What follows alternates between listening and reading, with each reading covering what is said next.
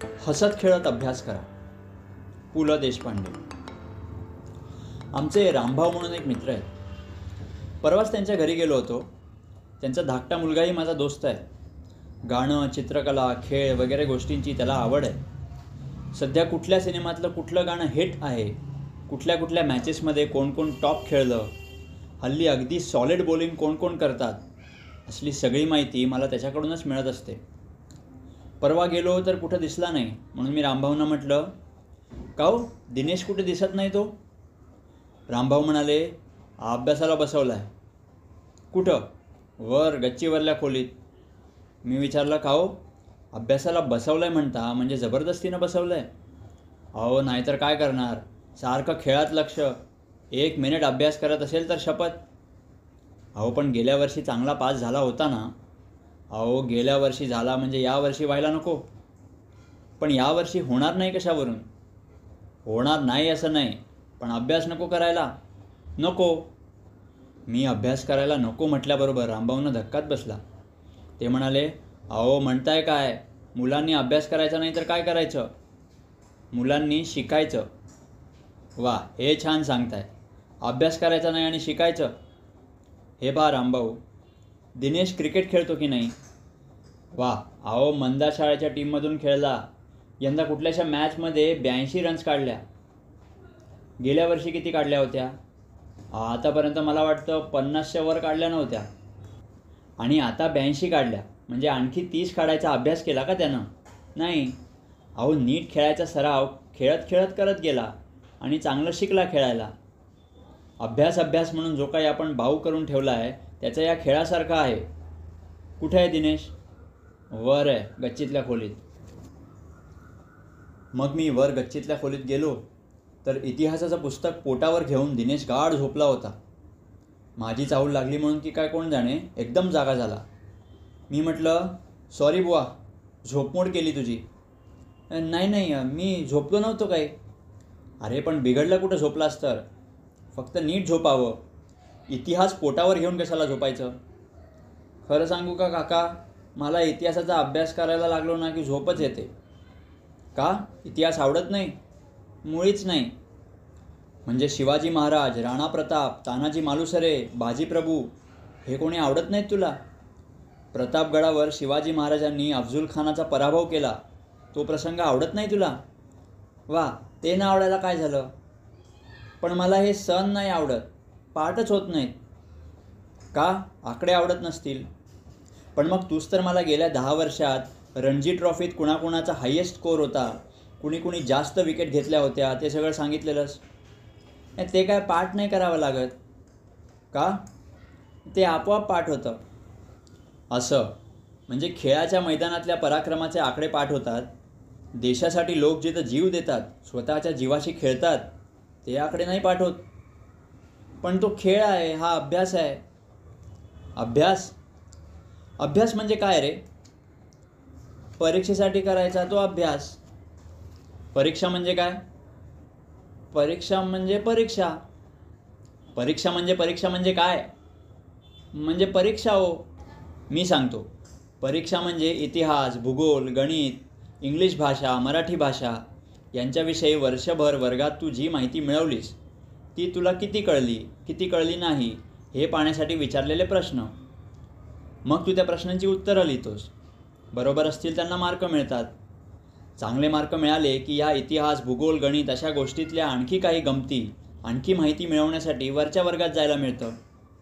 समज मी तुला विचारलं, तुझा आवडता क्रिकेटर कोण? मग तू सटकन सांगशील की नाही, चंदू बोर्डे किंवा विजय मांजरेकर किंवा जो कोणी असेल तो. यात काय मी तुझी परीक्षा घेतो आहे? मुळीच नाही. कारण हे तर तुला येतं आहे. तसंच गणित, इतिहास, भूगोल वगैरे यायला लागलं की तुला कोणीही प्रश्न विचारला तर तू काय त्याला परीक्षा नाही म्हणणार.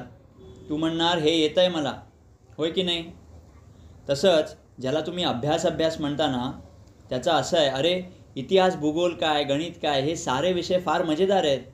आपण स्वतःला भारतीय म्हणतो, भारत माता की जय वगैरे म्हणतो, आणि या मातेबद्दल आपल्याला शाळेत जी माहिती देतात ती समजूनच घ्यायची नाही, कंटाळा करायचा. यात काय मजा आहे सांग? माता म्हणजे आई ना. एखाद्यानं तुला विचारलं, काय दिनेश तुझ्या आईचं नाव काय रे? तर तू काय सांगणार? छे बुवा, आईच्या नावाचा अभ्यास नाही केला असं सांगणार तू. तसंच हे आहे, आपल्या देशात कुठली गावं कुठं आहेत, पाऊस खूप कुठं पडतो, कमी कुठं पडतो, भरती ओहोटी कशी येते, हे सगळं तुझ्या क्रिकेट इतकंच मजेदार आहे. रात्री गच्चीवरून कधी आकाश पाहिलंयस ना? चंद्रग्रहण पाहिलेलं आठवतं आहे ना? मग ग्रहण म्हणजे काय, ते कसं लागतं, हे सगळं माहिती करून घेण्यात मजा आहे ना. उद्या मोठा झालास म्हणजे तुला वाटेल, चंद्रापर्यंत लोक चालले आहेत, हे कसे जातात, हा शोध कुणी लावला, कसा लावला. खरं सांगू का, अभ्यास याचा अर्थ आपणच प्रश्न प्रथम विचारायचे आणि आपणच उत्तरं शोधून काढायची. मी तुला एक अभ्यासाची युक्ती सांगू का? तुम्ही वर्गातले 4 मित्र एकत्र या. त्यातल्या एकाला कुठल्या तरी एका विषयाची प्रश्नपत्रिका काढायला सांगा. मग तू दुसऱ्या विषयाची काढ, तिसऱ्याला तिसऱ्या विषयाची काढायला सांग. आणि आपण गल्लीतल्या गल्लीत क्रिकेट खेळतो की नाही, तसं घरच्या घरी परीक्षेचा खेळ खेळा. आता समज तू गणिताचा पेपर काढलास, म्हणजे तुला तर ती गणितं यावीच लागतील. त्याशिवाय दुसऱ्या मित्रांची गणितं तू तपासणार कशी? दुसरा मित्र भूगोलाची प्रश्नपत्रिका काढेल. म्हणजे काय होईल, तुम्ही सगळेच जण जसे एकदा बॅट्समन होता, एकदा बॉलर होता, तसेच एकदा प्रश्न विचारणारे व्हाल, एकदा उत्तर देणारे व्हाल. असं छोटंसं 4-5 मित्रांचं जिज्ञासा मंडळ तयार करा. त्याला अभ्यास म्हणूच नका, जिज्ञासा, माहिती करून घेण्याची इच्छा असलेलं मंडळ. जास्ती मित्र नकोत हां, 4-5च. अरे हा म्हणता परीक्षेची तयारी होईल. कुठल्याही गोष्टीची माणसाला माहिती कशी होते ठाऊक आहे? स्वतःला प्रश्न विचारण्यानं. मला आठवतं आहे, लहानपणी सारखा तुम्हाला प्रश्न विचारत होतास, भाई काका मोटार कशी चालते हो, भाई काका 100 रुपयातून 10 रुपये गेले तर किती राहतात हो, भाई काका चंद्र खाली पडत कसा नाही हो. माणसानं हे प्रश्न विचारणं सोडू नये. वर्गात देखील शिक्षकांना सारखे प्रश्न विचारले पाहिजेत. एखादी गोष्ट आपल्याला कळत नाही यात काहीच चूक नाही, पण कळत नाही हे ठाऊक असून ती समजावून न घेणं ही मात्र चूक आहे. बरीचशी मुलं नापास का होतात ठाऊक आहे? वर्गात प्रश्न विचारायला लाजतात म्हणून. अरे मोठे मोठे ऋषी, विद्वान, शास्त्रज्ञ वगैरे होऊन गेले, त्यांचा मोठेपणा कशात आहे? स्वतःलाच प्रश्न विचारण्यात. ब्रह्म म्हणजे काय, देश म्हणजे काय, धर्म म्हणजे काय, लोकशाही म्हणजे काय, काव्य म्हणजे काय, असे प्रश्न विचारून त्याची उत्तरं शोधून काढण्यात ते रंगून गेले होते. आजही विद्वान लोक हेच करतात. विद्यार्थी म्हणजे तरी काय? विद म्हणजे जाणणं, अर्थी म्हणजे इच्छा असणारा. विद्येची इच्छा असणारा तो विद्यार्थी.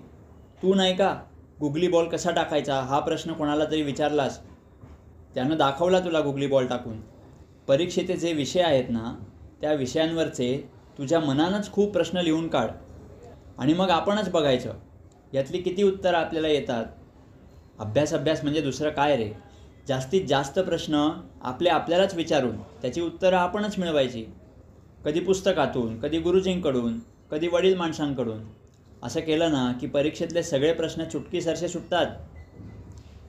मी हे दिनेशला सांगितलं. काही दिवसांनी पुन्हा त्याच्या घरी गेलो. हळूच गच्चीवरच्या खोलीत गेलो.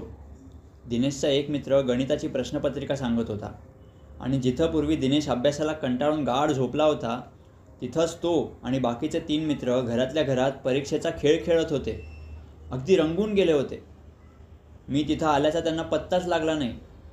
अभ्यास नावाच्या भूताला त्यांनी केव्हाच गाडून टाकलं होतं. माझ्या चिमुकल्या दोस्तांनो, तुम्हीही खेळून पहा हा खेळ. परीक्षेची जरासुद्धा भीती वाटणार नाही. गणित असो किंवा काहीही असो, शिकण्याची भीती असता कामा नये.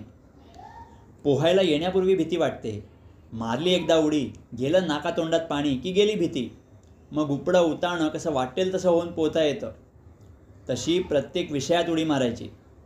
काय सण पाठ होत नाहीत काय? कसे पाठ होत नाहीत पाहतोच मी. अशा जिद्दीनं माहिती करून घ्यायला लागलात ना की सगळं येईल.